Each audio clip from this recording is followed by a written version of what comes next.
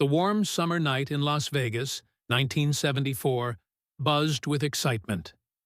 The Hilton International Hotel was packed to the brim, thousands of eager faces illuminated by the harsh glare of stage lights. Elvis Presley, the king himself, commanded the stage, his voice weaving through the crowd like a spell. Everything seemed perfect, until it wasn't. In the very first row sat a boy, just 12 years old, blind since birth. He couldn't see the glittering suits, the screaming fans, or the flash bulbs erupting like fireworks, but he could feel the music in his chest, in his fingertips, in the tremor of the air around him. And when Elvis began singing "Can't Help Falling in Love," the boy leaned forward, his small voice trembling as he tried to sing along. Laughter rippled nearby.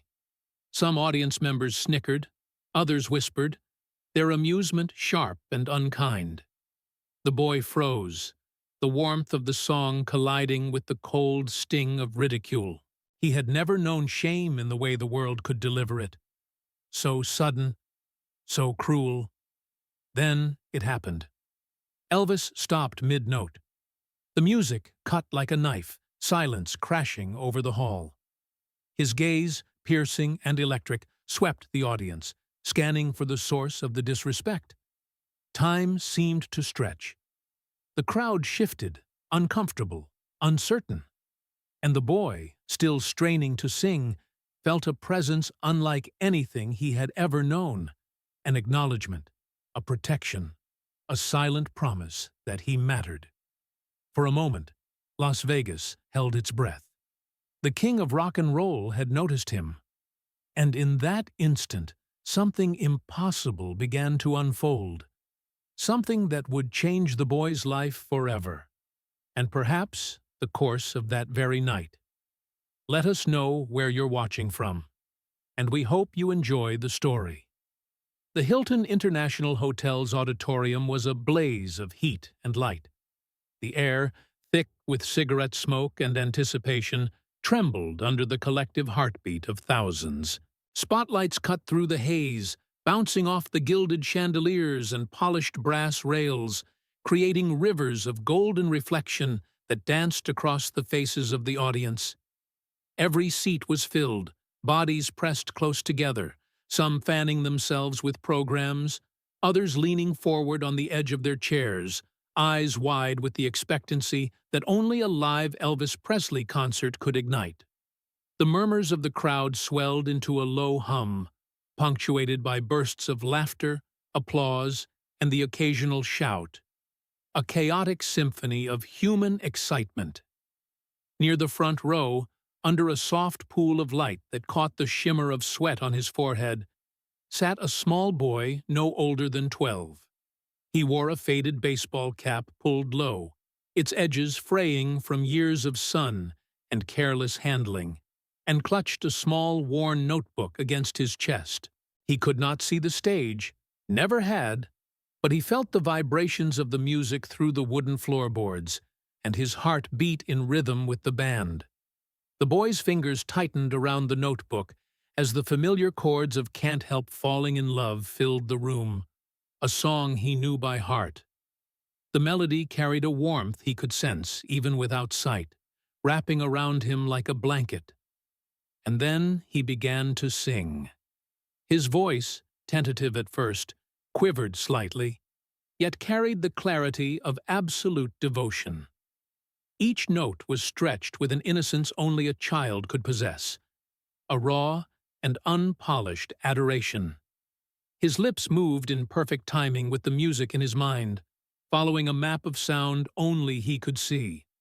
For a moment, he was in a world entirely of melody and longing, but the world around him was less forgiving. A few seats away, a man whispered a joke to his companion. A woman's laugh, sharp and cutting, echoed, drawing a few others into a chorus of derision. "He can't even keep up," someone muttered. The laughter spread, a low ripple at first, then swelling like a wave, until it filled the air, louder than any instrument. The boy's confidence wavered for a split second, but only a split second. Confused but resolute, he raised his voice, determined to match the song. His small, trembling hands lifted a crude handmade sign, the letters scrawled in uneven penmanship, barely legible under the stage lights. "I love you, Elvis." On the stage, Elvis's eyes scanned the crowd, sharp and practiced, catching the glow of spotlights off a dozen mirrored surfaces. But then, something in his periphery stopped him. He squinted through the haze, focusing, and for a heartbeat, the noise of the crowd dissolved. There, in the sea of faces, was a boy, small, fragile-looking, yet fearless in his adoration. The handmade sign trembled in his hand, as if vibrating with the boy's heartbeat, and the rawness of it struck Elvis in a way that no performance, no rehearsal, no fanfare ever had. The band behind him, poised to launch into the next verse, caught his eye. He raised a hand slowly, deliberately, and the instruments stilled mid-note. The pause was immediate, absolute. A silence so profound it seemed to pull the air from the room. Every laugh, every whisper, every shifting seat stopped. The collective breath of thousands hung suspended, heavy and expectant.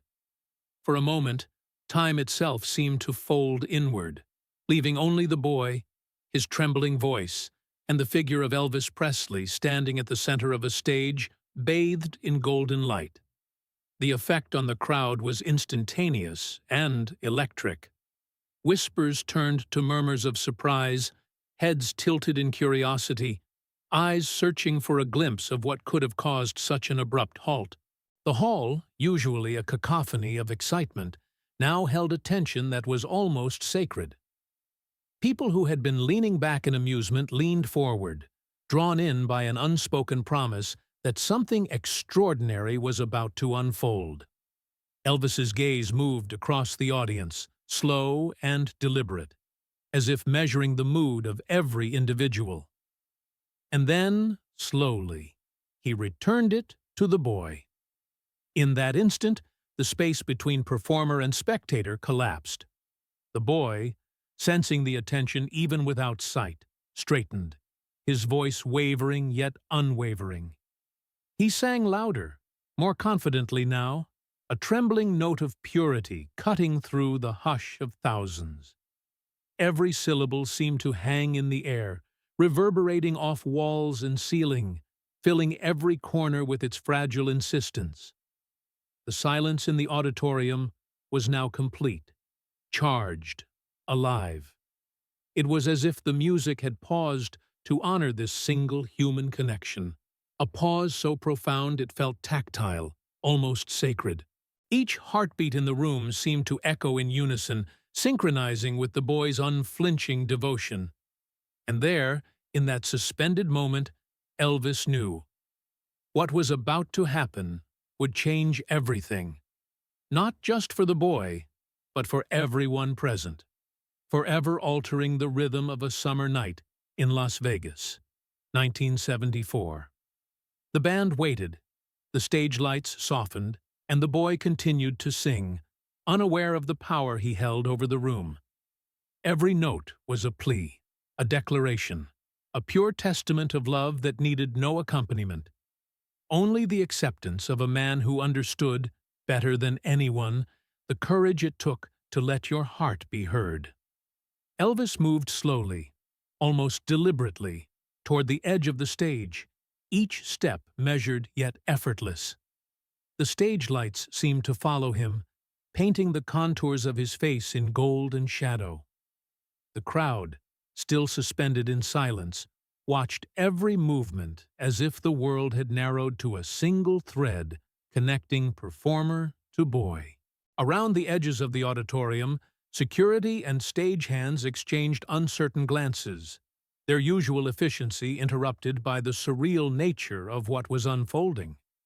The boy, unaware of the grandeur of the moment, yet fully sensing its gravity, fidgeted with the edges of his notebook. His fingers traced the familiar lines of lyrics he had memorized. words that had comforted him countless times in the solitude of his bedroom. Now, in the harsh, glaring light of the stage, they were transformed into something far larger, a bridge between two worlds, the ordinary and the extraordinary. Elvis raised his hand subtly to the nearest security guard, a signal they both recognized instantly. The guard, tense but obedient, moved aside, creating a narrow corridor from the front row to the stage. A ripple of surprise ran through the audience. Some gasped audibly. Others leaned forward in disbelief. It was almost unheard of. The king of rock and roll inviting a fan, let alone a child, into his domain mid-performance. Mothers clutched their children closer, fathers straightened in their seats, and the room hummed with the anticipation of an unfolding miracle.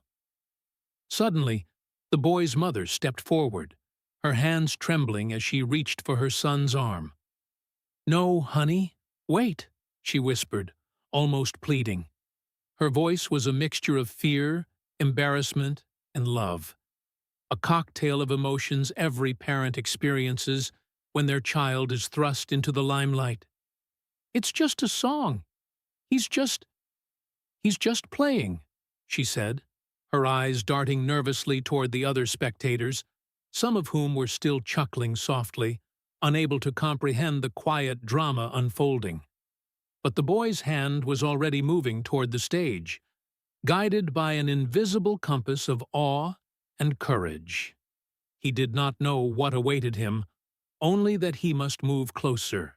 He took a tentative step forward, then another and another, his small sneakers scuffing the carpet, but his determination unwavering. Elvis knelt slightly as he reached the edge of the stage, his white jumpsuit shimmering under the lights, the microphone cord tangling softly at his feet.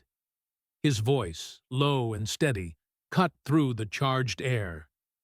"Hey there, son. Come on up here. I want to hear you better." The audience exhaled as one. The invitation, simple in words, carried a gravity that resonated in the chest like a drumbeat. Murmurs cascaded through the hall, a wave of human emotion moving from disbelief to awe. The security team hesitated, unsure if protocol allowed such liberties, but Elvis's presence was command enough. The boy's mother's hand lingered on his arm. "Please, don't," she murmured softly, her lips quivering. You're going to embarrass yourself in front of everyone." She could barely finish the sentence, because even in her fear, she felt the pulse of something bigger than herself. A connection forming that transcended embarrassment, transcended logic. The boy hesitated, torn between the tether of his mother's hand and the pull of something luminous at the stage's edge. Then, as if guided by instinct, he stepped forward. His small hand reached out, brushing against Elvis's extended palm. The touch was electric, brief, but charged with an intimacy that silenced any remaining whispers. Elvis held the boy gently, steadying him against the edge of the stage. "That's it," he said softly, almost conspiratorially. A whisper, meant for no one else. "You've got it. Just breathe and sing." His words were simple, but they carried the weight of decades of performance, of understanding audiences, and of knowing the fragile beauty of raw, unpolished talent. The audience, sensing the intimacy of the moment, erupted, not in laughter, not in applause, but in stunned, reverent silence. Every pair of eyes was fixed on the small boy, now standing at the threshold of the stage, and the man who had just pulled him into a world that most could only witness from a distance. Elvis bent slightly at the knees, lowering himself so their eyes would meet, though the boy could not see. "You sing from here," he said, placing a hand on the boy's shoulder. The contact was grounding, a reassurance that in this moment no mistake could undo what was about to happen. And don't worry about them. They're just listening. You do it your way." The boy's fingers tightened around the notebook once more. He felt the tremor of anticipation ripple through his chest, the adrenaline of being seen, of being recognized. Around them, the orchestra had quieted, and the stage lights seemed to dim subtly, concentrating all attention on this fragile, extraordinary tableau. Then, in one fluid motion, Elvis reached out with his other hand, lifting the boy onto the stage. There was a collective intake of breath from the audience, a gasp that echoed off the high ceilings and chandeliers. The boy's feet touched the polished wood, and for a heartbeat, he wavered, unsure. Elvis steadied him, a protective anchor in a sea of unknown expectations. For the audience, the spectacle was mesmerizing. They had come for a show, for entertainment, for the familiar rhythms and charisma of a man who had defined an era. But now, they were witnesses to something more profound. The quiet courage of a boy, the empathy and insight of a performer who recognized the magic of that courage, and a moment of human connection that transcended the ordinary confines of concert etiquette.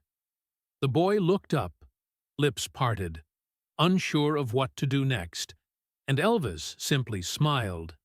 Not a performance smile, but a personal, genuine reassurance. The orchestra waited.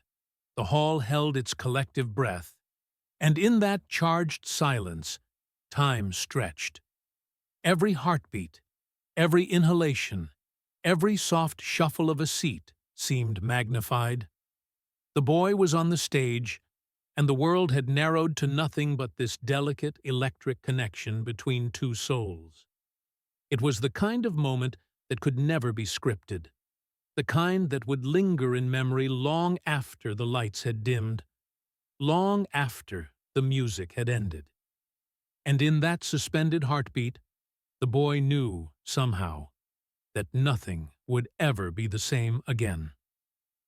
The boy's small frame trembled as he stood on the stage, every muscle taut with a mixture of fear and exhilaration.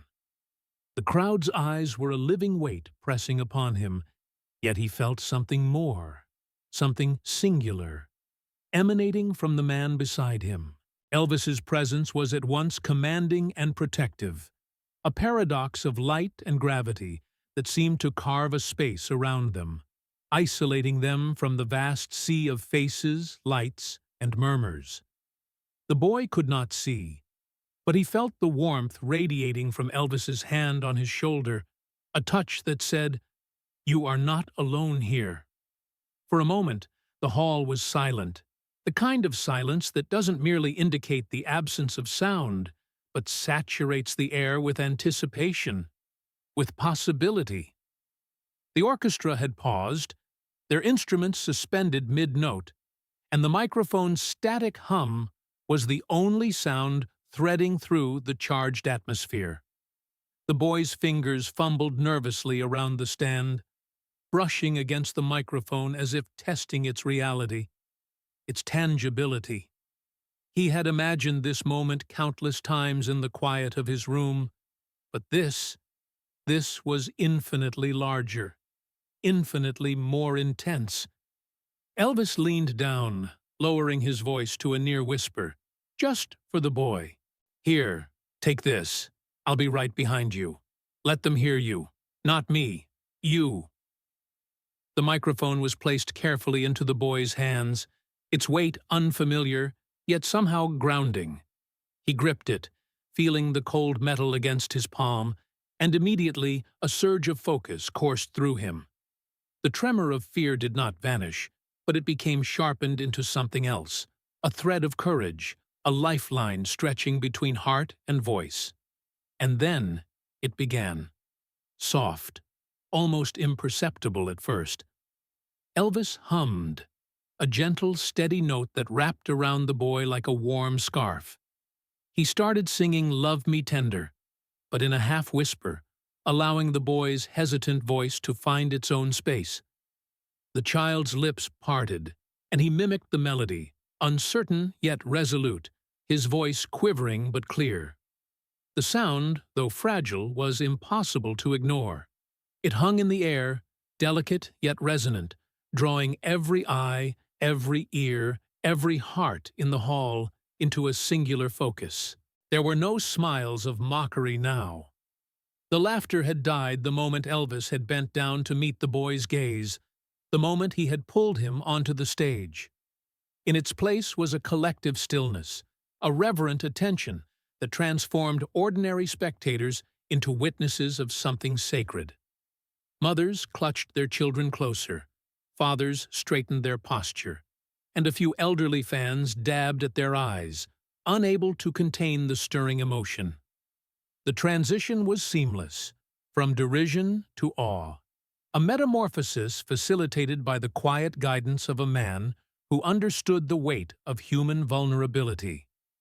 Elvis did not overshadow the boy. He stepped behind him, his hands lightly resting on the child's shoulders, not in dominance, but in support. The music swelled subtly around them, a gentle tide rising with each note. The boy's voice, small but piercingly honest, carried through the hall. Each phrase he delivered was met with a ripple of recognition from the audience, the kind of acknowledgement reserved for rare and unpolished brilliance. It was not perfection, it was truth. As the song continued, the boy's confidence grew. His tone steadied, his rhythm aligned with the subtle cues from Elvis, and a radiant clarity emerged. Every note he sang seemed to fill the empty corners of the auditorium, bouncing off the chandeliers, wrapping around the rafters, and embedding itself in the hearts of those present. The magnitude of the transformation was almost cinematic. The boy, once a figure of uncertainty at the front row, now a luminous presence commanding attention alongside the man who had once seemed untouchable in his aura of stardom. The audience's reaction shifted, imperceptibly at first, then overwhelmingly. Faces that had registered incredulity softened into smiles of wonder. Eyes glistened with tears, some discreetly wiped away, others allowed to roll freely. The silence was not broken by applause, not yet. It was a silence pregnant with respect, with astonishment, with the recognition that they were witnessing something rare, a moment when genuine human connection transcended the roles of performer and audience, teacher and student, legend and child. Elvis's own voice remained understated, a murmur beneath the boy's song. He matched the boy's tempo, harmonized gently, but never dominated. The artistry lay in restraint, in the deliberate choice to let the young voice lead. Every now and then, Elvis would nudge the boy subtly, a whisper here, a gesture there, ensuring the music flowed seamlessly while never undermining the boy's prominence. It was a lesson in humility and generosity, as well as craft. A master quietly sculpting brilliance without overshadowing it. When the final notes hung in the air, fragile and fading, the boy's chest heaved with exertion, his small shoulders shaking with emotion. For a suspended heartbeat, the world remained still, as if it too were holding its breath. Then, slowly, the silence dissolved into an eruption of sound. Applause, cheering, whistles, the collective roar of a crowd transformed. The boy jumped slightly at the sudden intensity, a nervous laugh escaping his lips, and in that laughter, relief and exhilaration mingled. Elvis stepped forward, his hands lifting the boy slightly, guiding him to face the audience fully. The smile on the king's face was not one of self-congratulation, but of profound pride and wonder. The audience continued their ovation, some standing, some clapping, some wiping tears, as if trying to absorb the immensity of what had just occurred. The boy, still holding the microphone, felt an overwhelming warmth radiating not just from Elvis, but from every pair of eyes in the hall. a validation deeper than any applause could convey. The moment was cinematic in its simplicity. There were no dramatic gestures, no contrived sentimentality. It was a duet not merely of voices, but of courage and trust, of mentorship and recognition. The king of rock and roll had stepped aside, if only for a few minutes, to shine a light on a child who had dared to reach for something greater than himself. In doing so, he transformed the energy of the entire room, proving that true artistry was as much about generosity as it was about talent. As the echoes of the last note settled, a hush lingered, a gentle acknowledgement of the transcendence they had witnessed. The boy looked up, his face radiant, and for a moment the world seemed impossibly large and full of promise. And in that suspended breath, everyone understood. This night would not be forgotten.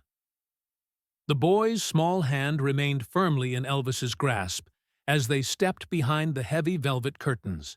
The roar of the audience seemed to retreat into the distance, leaving only a muffled echo, a reminder that the world beyond the stage existed, but was momentarily irrelevant. Behind the scenes, the atmosphere was chaotic, in stark contrast to the magic that had just unfolded. Stagehands hustled past with cables, lighting cues were shouted in clipped tones, and assistants scrambled with set pieces and costumes.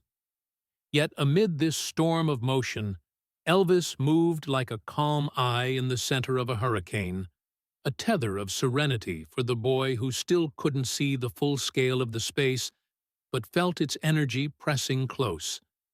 The mother followed timidly, her grip on her son's other hand tentative, a mix of worry and pride. She kept glancing at the monitors showing the stage, at the fading lights, trying to make sense of the transition from her child being laughed at to now being elevated in the eyes of thousands. Her breaths came fast, shallow, her pulse synced with the residual vibrations from the hall. She tried to speak, to apologize to the strangers around her, to explain her son's disruption. But Elvis silenced her with a small, almost imperceptible shake of his head. "Let him breathe. Let him feel this," he said, his voice gentle but firm, carrying an authority that required no argument. The boy was still absorbing the enormity of the applause, his chest rising and falling with rapid, uneven breaths. He could hear the hum of activity around him, but remained anchored by the warmth of Elvis's hand, by the steady cadence of his presence. The king knelt slightly to meet the boy's level, lowering his face close enough so that the child could sense every inflection, every reassurance. "What song do you love the most?" he asked, genuinely curious, his eyes glinting with the mixture of mischief and kindness that had always defined his public and private persona alike. The boy faltered, overwhelmed by the sudden closeness and focus, then softly uttered the name of a tune he had picked up from listening to crackling records in the shadowy corner of his room. "Suspicious Minds." The words were cautious, hesitant, but they carried a sincerity that only deepened the weight of the moment. Elvis's lips formed a slow, knowing grin. "That's a tough one," he murmured gently, almost a whisper. "It's tricky, but tricky can be enjoyable. Want to give it a shot with me?" The mother's chest tightened. She instinctively tried to pull the boy back, her maternal instincts conflicting with the awareness of what this could imply. "He's just a child," she softly argued. "He doesn't—" Her voice faded as she looked for words fitting the situation, as if any expression would somehow diminish the wonder of what had just happened. Elvis reached out, placing a hand over hers briefly, offering a reassuring gesture. "This isn't about me," he said. "It's about him. This night will be remembered by everyone here, yes, but not for me, for him, and for you too. Don't worry. Just let him sing." His calm certainty washed over her, a softening balm that allowed her to relax just enough to let go without feeling she was losing control. The backstage area was alive with tension and impatience from the crew. "We have a schedule!" shouted one of the assistants, her voice sharp with anxiety. "We can't delay the next set. The cameras, the lights." Elvis held up a hand, his eyes steady, unyielding. "We make the schedule, yes, but we don't make the hearts of these children wait. He's ready. And tonight, this is what matters." His voice was low but unwavering, carrying the kind of authority that brooked no argument and silenced dissent without cruelty. He guided the boy to a quiet corner, away from cables and props, a small bubble of calm amidst the storm of backstage noise. The child's fingers brushed over the smooth metal of a spare microphone, the sensation grounding him as Elvis spoke gently. "When you sing, I'll be right here. You'll feel my hands guiding you, and I'll follow your lead. Not the other way around. Understood?" The boy nodded, swallowing hard against the tightness in his throat, feeling the gravity and sincerity in every word. The mother stood behind them, tears threatening to spill, her chest tight with pride, fear, and disbelief. She listened as Elvis coached the boy, demonstrating the timing, the subtle shifts in tone, the phrasing that made a song come alive without being overwhelming. His teaching was patient, meticulous, infused with a sense of play and respect. Every gesture, every instruction, was designed not to control, but to empower. In that moment, the chaos of the world beyond the stage seemed irrelevant. The bright lights, the schedules, the impatient staff, none of it mattered. There was only this: a boy discovering that his voice could command attention, that his presence could hold an entire hall in rapt silence, and a man who had the wisdom and generosity to let him do so without interference.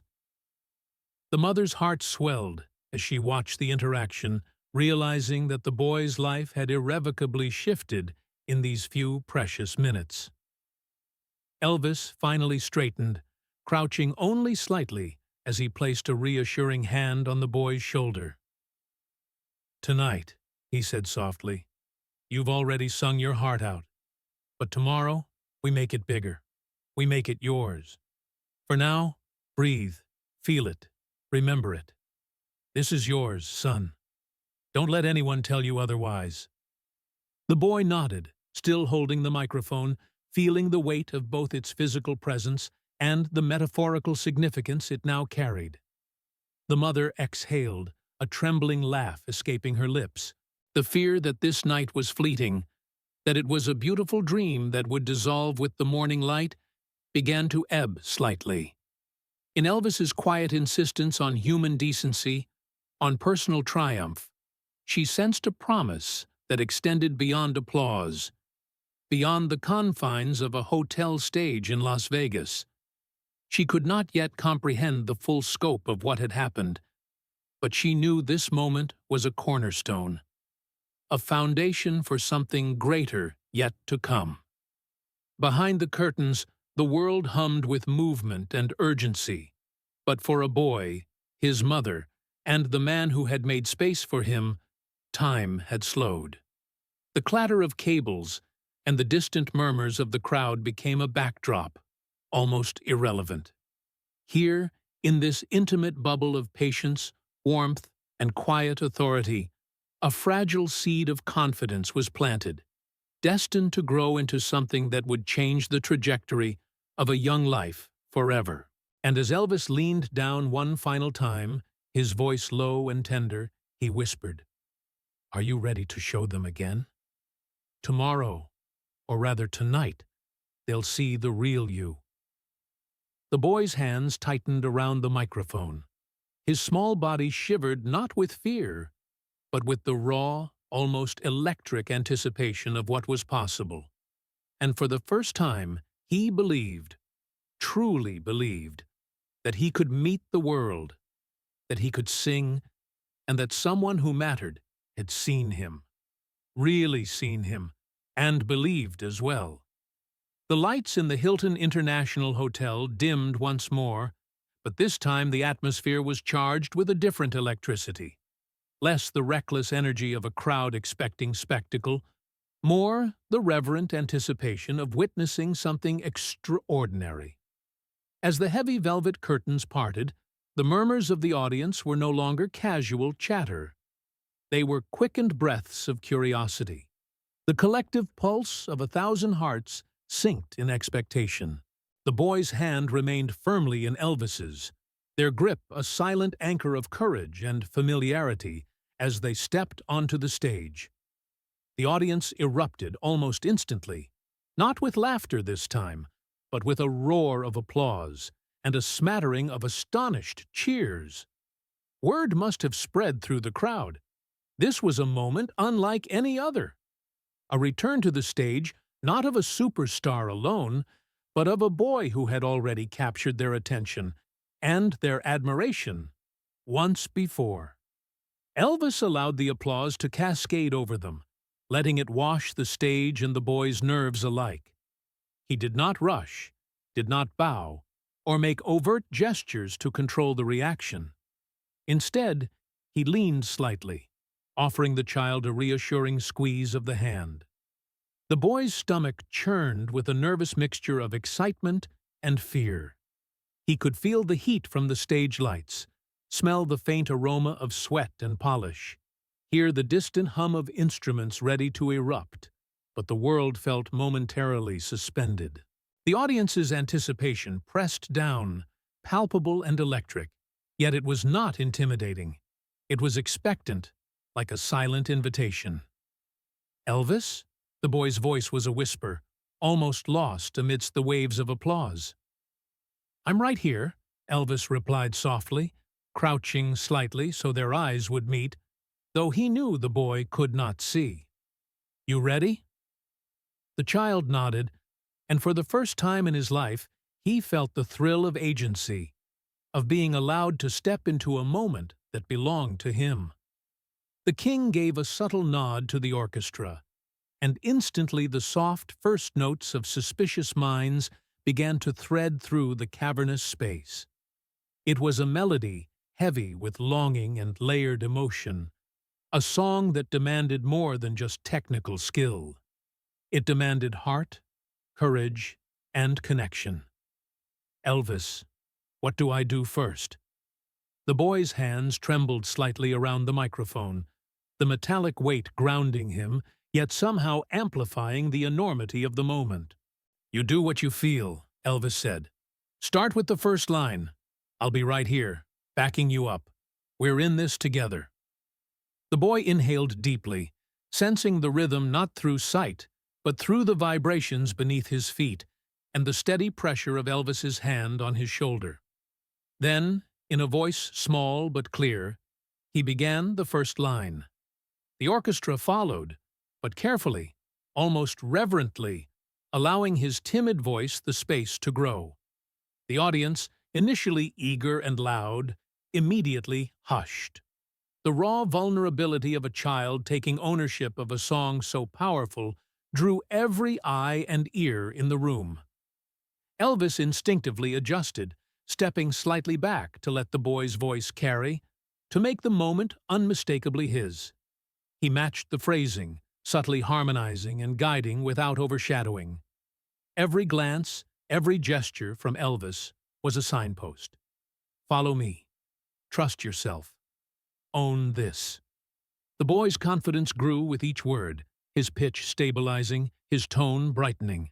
For the first time, he experienced the strange, intoxicating sensation of being supported yet independent.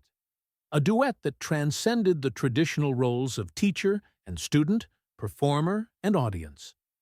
The chorus approached, and Elvis moved closer again, lowering to a knee beside the child.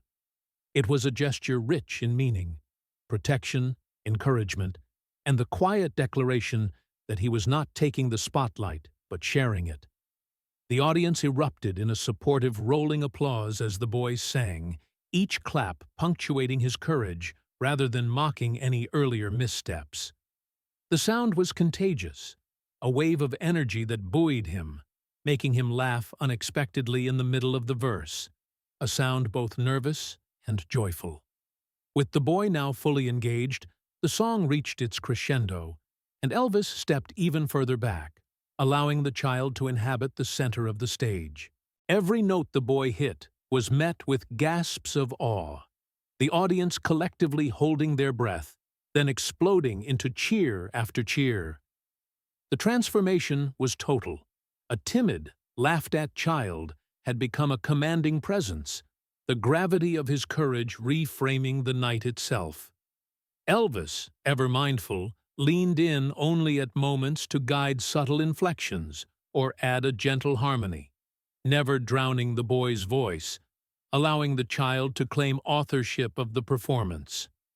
At one point, mid-verse, the boy's own confidence shone so brightly that even seasoned musicians hesitated, waiting to see how he would finish the line. And he did, with clarity and bravery, drawing a roar of approval so fierce that it rattled the very walls of the Hilton. The audience's engagement was now fully participatory. They were no longer mere spectators, but collaborators in this magical, unprecedented moment. Applause, punctuated lines, spontaneous clapping followed phrases, and whispers of astonishment ricocheted across the room. For the first time, the boy sensed the weight of shared experience. The music was no longer a distant object, but a living, breathing dialogue between performer and audience. As the song neared its final notes, Elvis lowered himself again, bringing the boy's hand into his, guiding him through the closing phrase. The applause surged, deafening, yet the child's laughter and whispered gratitude cut through the noise, a quiet testament to the intimacy of triumph. Every face in the audience reflected a similar emotional journey. Shock, admiration, awe, tears, smiles, all merging into a single unbroken wave of human connection. When the last chord lingered and faded into silence, there was a heartbeat, a pause, pregnant with awe, before the room erupted into standing ovations. The boy, breathless and wide-eyed, felt the tangible power of that approval. Not only had he faced the gaze of thousands, but he had met it with courage and grace, guided by a man who had once been the emblem of stardom, but now embodied mentorship, empathy, and generosity in its purest form. Elvis, kneeling beside him, whispered softly, "Tonight, you didn't just sing. You made history with your voice and with your heart." The boy's hands trembled as he felt the sincerity in those words, their weight as solid as the microphone he still held. The crowd's ovation swelled again, and the energy of the moment was almost tangible. A shared triumph not only of performance, but of courage, humanity, and the transformative power of belief. For that night, the stage ceased to belong solely to Elvis Presley. It belonged to the boy, to the mother who had supported him, and, in a sense, to everyone in the hall who had witnessed a moment where the ordinary had become extraordinary, where fear had been met with compassion, and where music had become a conduit for hope, courage, and belonging. The roar of applause still echoed faintly in the boy's ears as he stepped off the stage, clutching the microphone with a grip that was simultaneously desperate and triumphant. The backstage corridor was dimly lit, a stark contrast to the brilliant glare of the stage lights, yet it felt safer somehow, like a sanctuary after crossing an invisible threshold. Elvis followed closely, his presence calm and grounding, like a lighthouse guiding a small vessel through choppy waters. The boy's heart was still racing, each beat a loud reminder of what had just occurred, what he had just accomplished. "Did you feel that?" Elvis asked, his voice low and gentle, careful not to startle the boy. The child nodded, still trying to process the enormity of the moment. It was incredible. People, they actually listened. I think, I think they actually liked it." His words were hesitant, tinged with disbelief. Elvis chuckled softly, a warm, reassuring sound. "They didn't just like it. They were part of it. Every note you sang, every pause, every breath, they felt it. That's something very few people ever get to experience." The boy's chest swelled with a mixture of pride and relief. He had expected fear, judgment, maybe even ridicule. Instead, he had found acceptance, a collective acknowledgement of bravery. The sensation was intoxicating, yet grounding, an anchor to reality that made him aware of the path he had walked and the path he was beginning to see before him. A door opened to the right, and a woman stepped in, her eyes bright with unshed tears, hands trembling slightly as she approached. It was the boy's mother. The sight of her made the boy's legs nearly buckle. She had been his unwavering support, the constant presence that had never let him doubt himself, even when the world seemed to. She enveloped him in a hug so tight it seemed capable of holding every worry and fear he had ever carried. "You were amazing," she whispered, her voice thick with emotion. "I've never been prouder." The boy clung to her, the microphone still clutched in one hand, feeling the warmth and reality of the world outside the stage. Elvis stood a step back, letting the mother and son share the moment, but his eyes remained on the child, attentive and approving, as though silently promising that this victory was just the beginning. "I didn't do it alone," the boy said softly, glancing at Elvis. You helped me." Elvis's face broke into a gentle smile. "I only walked with you. You carried the song yourself. Remember that." He placed a hand lightly on the boy's shoulder, a simple gesture that carried more weight than words could express. The moment stretched, and then the boy's mother glanced around, noticing the quiet bustle of the backstage area. Assistants moving quickly with clipboards, stagehands adjusting lights and equipment, and musicians packing away instruments. She realized that life, as it always did, was moving forward. But this night had changed the rhythm of their world irrevocably. Elvis, sensing the subtle shift, crouched to meet the boy's eye level once more. "What you did out there, it's going to stick with people. And with you. Don't let anyone, not even yourself, convince you it was just luck. Courage isn't loud. Sometimes it's stepping into the spotlight and letting your voice be heard, exactly as it is." The boy nodded, absorbing the words, the weight of their truth settling into his bones. Courage wasn't a thunderous proclamation. It was an act, small and deliberate, that demanded persistence even in the face of uncertainty. He realized that tonight he had discovered something more valuable than applause or recognition. He had discovered the foundation of self-belief.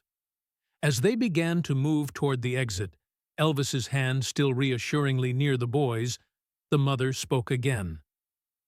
"I think this is only the beginning," she said. There was a softness in her voice, but it carried an unmistakable certainty, a prophecy of future triumphs. Elvis nodded, eyes thoughtful. "Beginnings are tricky," he said. "They're exciting, yes, but they're also fragile.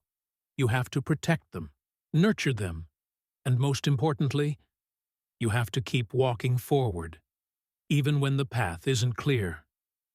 The boy's thoughts wandered, lingering on the faces of the audience, the warmth of their applause, the feeling of power and freedom in his own voice.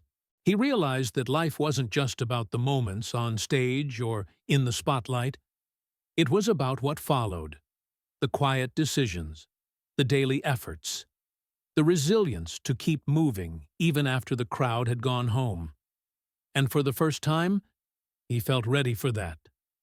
They emerged into the night air, The cool breeze brushed against his face, a stark contrast to the heat of the stage lights, and he drew in a deep breath, tasting freedom and possibility all at once. The city beyond glittered with lights, each one a reminder that the world was vast, full of unseen opportunities, challenges, and moments waiting to be claimed. Elvis, walking beside him, spoke quietly, almost as if sharing a secret. You know, the stage is just one place to shine. But what you do when the lights are off, that's where the real story begins. The boy looked up at him, seeing not just a legend of music, but a mentor, a guide who had shown him that power wasn't in fame or applause, but in persistence, empathy, and courage. And in that realization, the boy found a new kind of light, one that didn't need a stage to shine. The three of them, boy, mother, and Elvis, walked together through the quiet streets, each step a promise to the future. The night had transformed from a simple performance into a defining chapter, a turning point where fear had been replaced with purpose, doubt replaced with resolve. And as they moved forward, the boy understood something profound. This was not the conclusion of his story, but the first true step into the life he was meant to live, fully and without hesitation. For the first time, he felt the magnitude of what could be accomplished, with courage, guidance, and the willingness to face the unknown. He had claimed the stage, yes, but he had also claimed himself.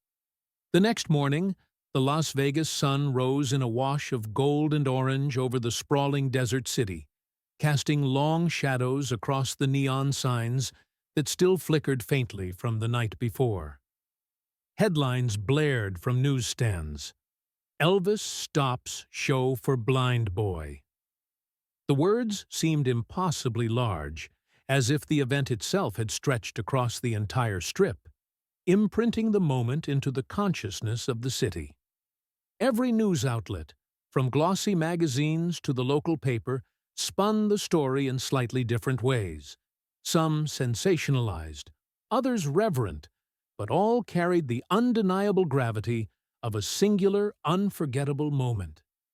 Inside their modest home, the boy and his mother had been awake for hours, the sound of the morning routine clashing against the residual adrenaline of the night before.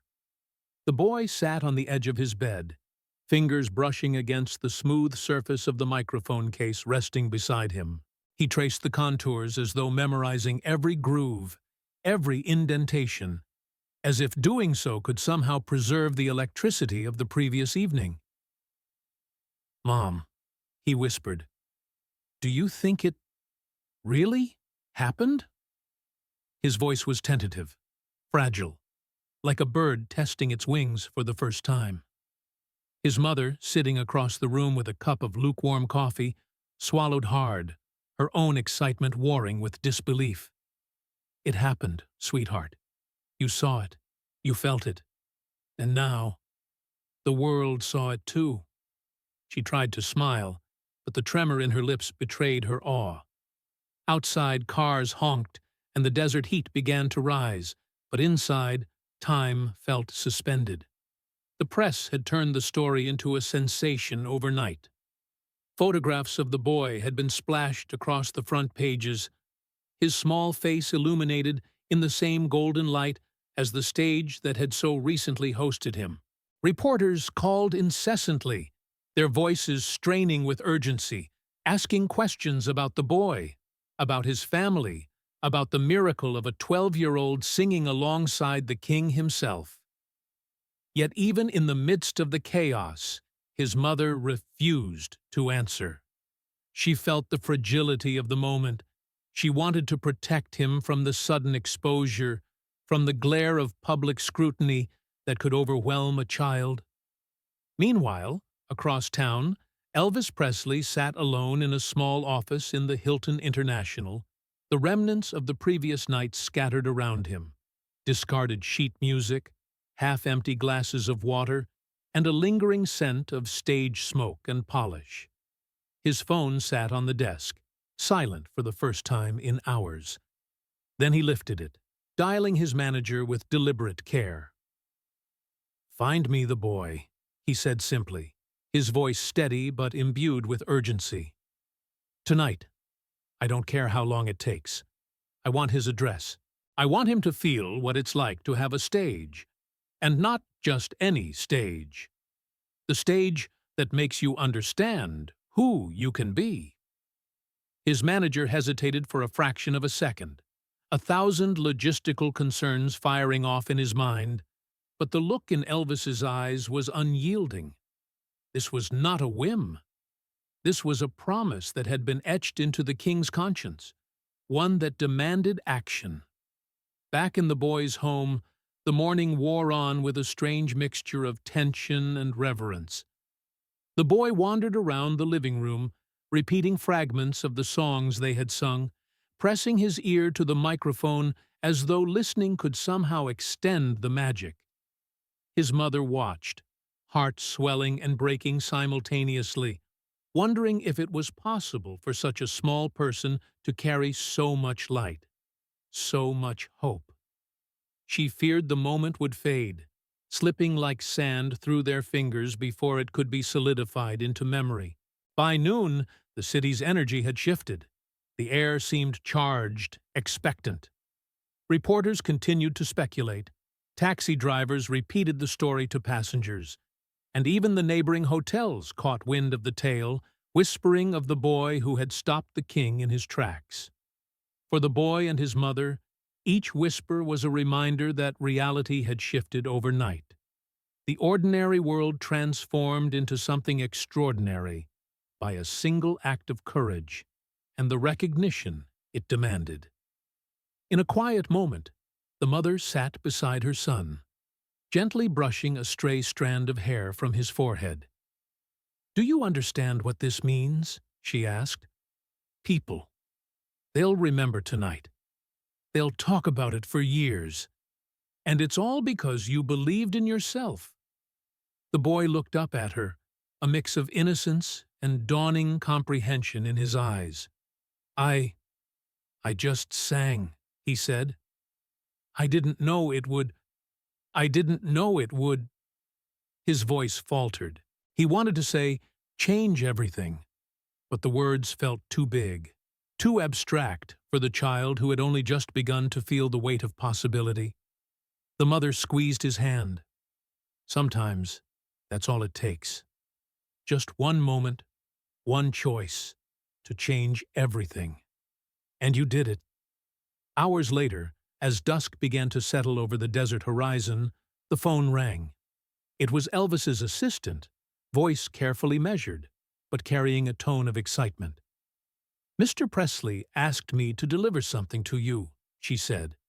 "He wants the boy to know this isn't the end. He has something for him. He wants him to feel what it's like to be on the stage again." The mother's hands trembled as she relayed the message to her son. The boy's fingers tightened around the edge of the chair as a thrill of anticipation shot through him. Something real, something tangible was coming. An extension of the night that had seemed almost unreal. The city lights outside their window flickered like stars, echoing the boy's heartbeat, a rhythm that matched the pulse of excitement, fear, and awe. In that moment, mother and son shared a quiet understanding. Their lives had irrevocably shifted. The story that would occupy newspapers, radio broadcasts, and word of mouth for weeks to come had already begun to imprint itself on their hearts. The boy felt it most keenly. Not fame, not applause, but the acknowledgement that his voice, his courage, his presence could matter in ways he had never imagined. And far away, in the quiet of his office, Elvis leaned back in his chair, eyes closing for a brief instant. He thought of the boy, alone in a small home in the desert city, feeling the echo of applause still resonating in his chest. Tonight, he would bring the boy back to the stage in a way that would ensure this was not a fleeting moment. It would be a bridge, A connection that went beyond music, beyond performance, and reached into the realm of human possibility. The world was watching, but for now, the most important thing was the quiet anticipation of what was to come. And somewhere deep inside, both Elvis and the boy understood the gravity of that anticipation. That one night, one song, one gesture could ripple outward and change everything. By the time evening settled over Las Vegas, the city shimmered like molten gold, lights reflecting off the mirrored towers and casting a kaleidoscope of color across the streets below. The boy could hardly contain his excitement as he and his mother stepped into the waiting car, sent by Elvis's assistant. The vehicle was sleek, black, and impossibly quiet, as if it had been designed to transport them out of the ordinary world and into something extraordinary. Where are we going?" the boy asked, his voice a mixture of awe and apprehension. His mother glanced at him, squeezing his hand gently. "I don't know exactly, sweetheart, but I do know it's something you'll never forget." The streets blurred past, neon signs reflecting off the polished chrome of the car.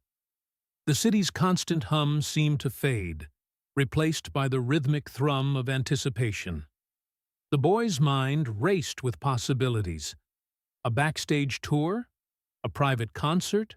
Or perhaps something he dared not even imagine. He clutched the microphone case like a talisman, as if it contained not just a physical object, but the promise of the night that had already transformed his life. Finally, the car stopped in front of the Hilton International, the same hotel where Elvis had spent the previous night. The boy's mother led him inside, their footsteps echoing in the cavernous lobby. There was a peculiar hush in the air, as if the hotel itself were holding its breath. A young man in a crisp suit approached, smiling warmly.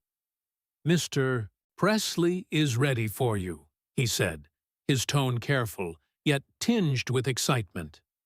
They were led through a labyrinth of corridors, past bustling staff and curious onlookers, until they reached a private elevator. The doors closed with a soft hiss, sealing them away from the world. The boy's pulse quickened with each floor they ascended. When the elevator finally opened, they stepped into a dimly lit hallway lined with gold-framed photographs of the king himself, frozen in moments of triumph and performance. The air smelled faintly of leather, polish, and something indefinably magical, as if the very essence of the building had absorbed decades of music and energy.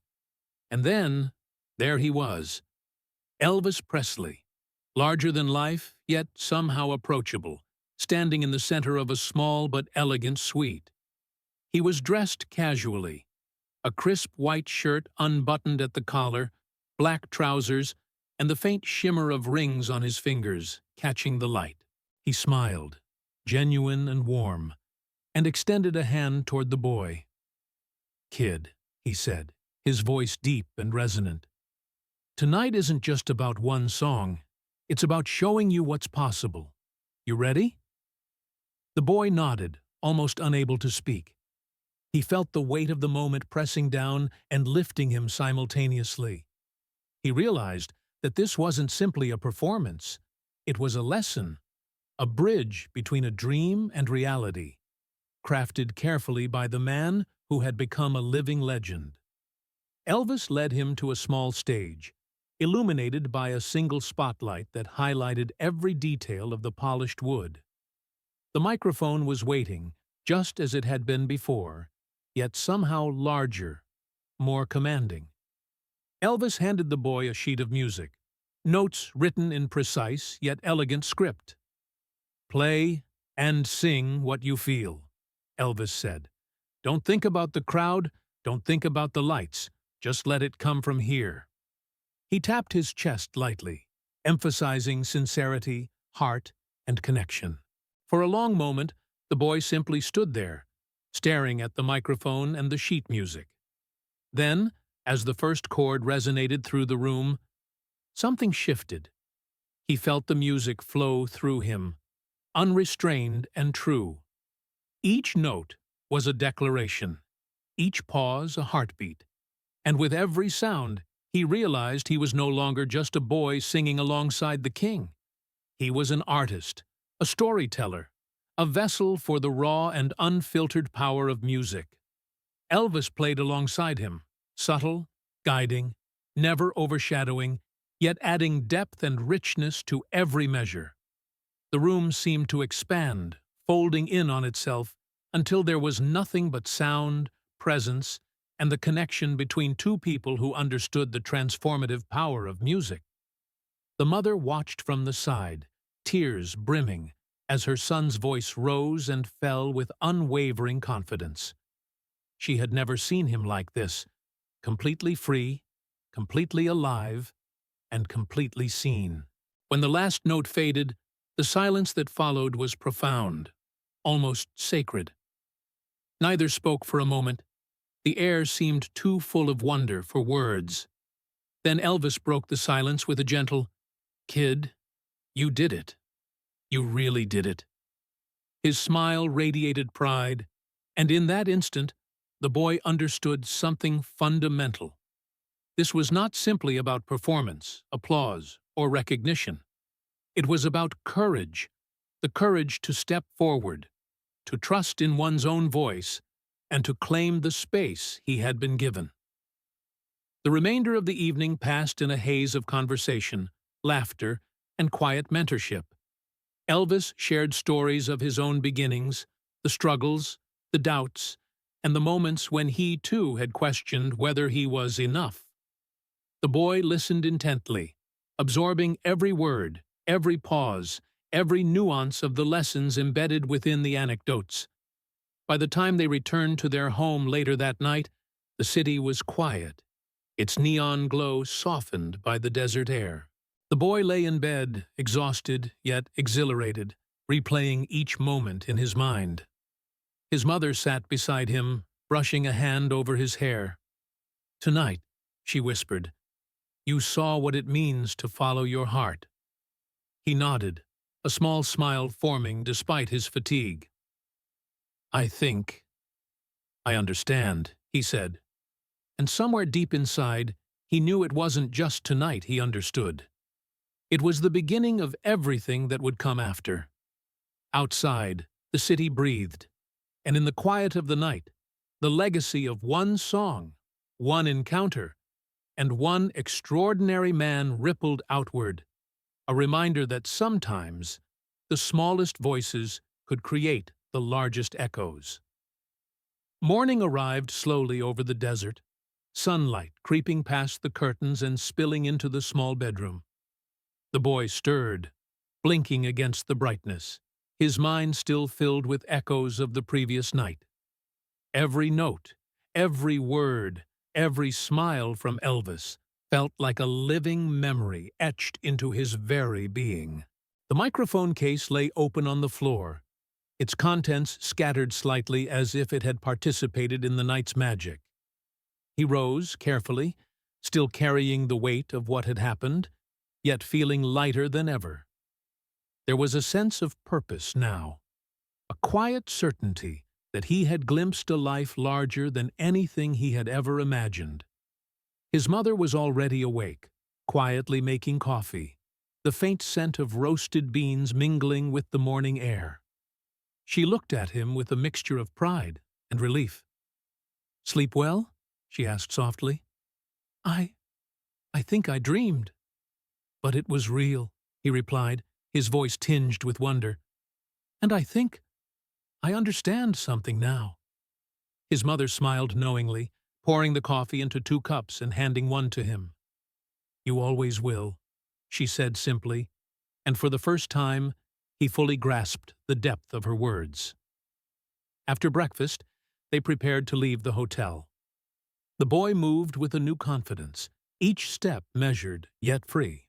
He realized that the world outside, which had once seemed vast and intimidating, now appeared full of possibilities waiting to be explored. The car that awaited them at the entrance gleamed in the morning light, And as they drove through the awakening city, the boy's mind wandered not to the previous night's triumph, but to the future and what it could hold. Back home, the familiar streets seemed different, more alive, more welcoming. Even the ordinary sights, the neighbors' houses, the rustle of leaves, held a subtle brilliance that had not been there before. He found himself humming quietly, each note a reminder of the lessons learned: courage, sincerity, and the power of believing in one's own voice. Over the following days, the boy practiced relentlessly, experimenting with melodies, words, and rhythms. He didn't aim merely for perfection, he aimed for authenticity. Each song became a small revelation, each chord a step closer to understanding the delicate balance between talent, effort, and heart.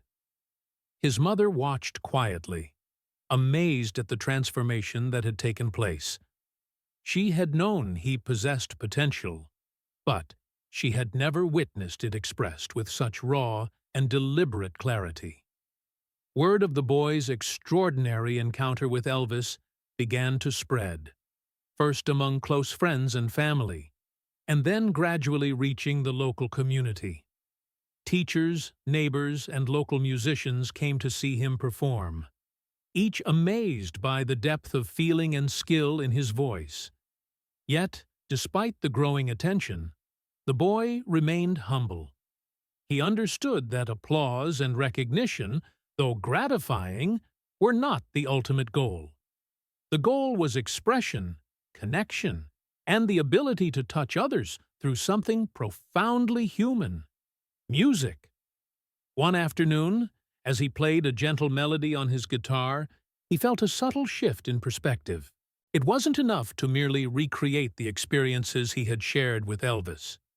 He needed to carry them forward, to inspire others, and to explore the limitless potential of his own creativity. Music became a bridge, not just to memories of the past, but to dreams yet unspoken.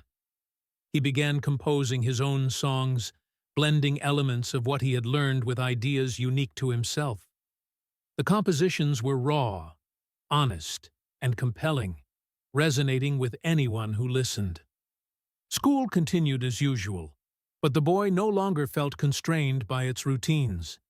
His classmates noticed the change: a quiet confidence, a newfound ease in social situations, and a remarkable focus that set him apart. He began mentoring younger students, teaching them small techniques, and sharing insights about performance and expression. Slowly, he built a small circle of peers who were inspired not only by his talent, but by his dedication and integrity. The boy's mother often reflected on the journey that had brought them here. From the first hesitant notes sung in a living room to the unforgettable encounter with Elvis, and now to a life infused with purpose and artistic growth, the transformation was astonishing. Yet she knew, as did the boy, that this was only the beginning. Life would present challenges, doubts, and setbacks, but the foundation they had built, trust, courage, and dedication, would endure. One evening, standing on a small stage at a local recital hall, the boy looked out over the audience and felt a profound sense of belonging. The spotlight warmed his skin, the microphone rested comfortably in his hand, and the notes of his song filled the room with a resonance that was both personal and universal. Each face in the crowd reflected a shared experience, a connection born of music, and in that moment, he understood the truth of what Elvis had tried to teach him. Greatness is not measured solely by fame, but by the ability to inspire, to create, and to share one's voice fearlessly. As the last chord lingered, the applause erupted, not overwhelming, not excessive, but genuine, heartfelt, and sincere. The boy smiled, bowing slightly, and felt the weight of expectation lift from his shoulders.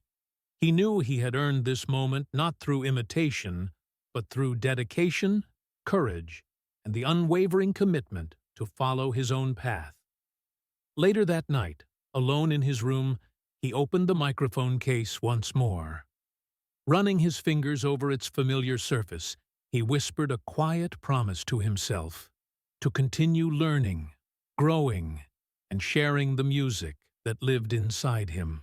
Outside, the city of Las Vegas shimmered faintly in the distance, a reminder that the world was vast, full of opportunity, and always ready for those willing to step into the light. The boy finally lay down, a serene smile on his face, and closed his eyes. Dreams came, but they were no longer fleeting fantasies. They were plans, goals, and possibilities awaiting the courage to be realized. And somewhere, in the quiet of the night, it felt as though the music of the past, present, and future converged into one perfect harmony, guiding him forward into a life filled with discovery, creativity, and the enduring power of a single voice.